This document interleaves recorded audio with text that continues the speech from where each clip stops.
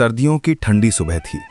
गांव के बाहर एक टूटी फूटी झोपड़ी में रामू नाम का एक गरीब लकड़हारा रहता था। झोपड़ी की दीवारें मिट्टी की थीं और छत पर पुराने पत्ते बंधे हुए थे। हवा चलती तो ऐसा लगता जैसे झोपड़ी भी थक कर सांस ले रही हो। रामू की जिंदगी आसान नहीं थी। हर सुबह अंधेरे में उठना, कुल्हाड़ी उठाना और जंगल की ओर निकल जाना, यही उसका रोज का जीवन था। हे भगवान, आज भी हाथ खाली ही लौटना पड़ेगा।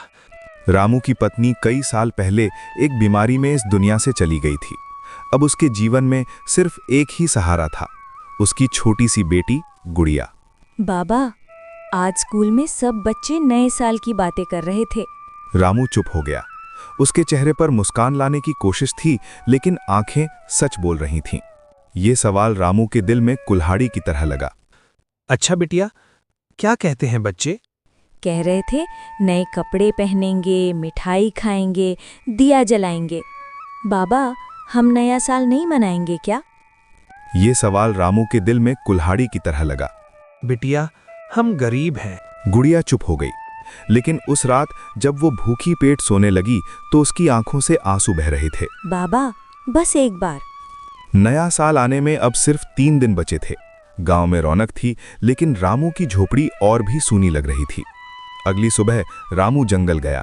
हाथ कांप रहे थे, दिल टूटा हुआ था। अचानक उसका पैर किसी चीज से टकराया। अरे, ये क्या है? मिट्टी के नीचे एक अजीब सा पत्थर था, नीला, चमकदार, जैसे उसमें रोशनी बंद हो। जो दिल से मांगेगा मिलेगा। मुझे अमीर मत बनाना, बस मेरी बेटी को खुश कर देना। पत्थर चमका, जंगल रोशनी से भर गया और फिर सब शांत। अगली सुबह रामू की जिंदगी बदल चुकी थी। तुम रामू हो, मुझे तुम्हारी लकड़ी चाहिए, बहुत दाम दूंगा। एक के बाद एक लोग आने लगे। पैसा, इतना पैसा रामू ने कभी देखा भी नहीं था। बाबा, आज आप हंस रहे हो।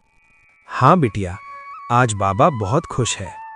नए साल की रात आई, झोपड़ी में दिया जला, मिठाई रखी थी, गुड़िया ने नया कपड़ा पहना। रामू की आंखों से आंसू बह निकले। वो समझ गया, आज वो सच में अमीर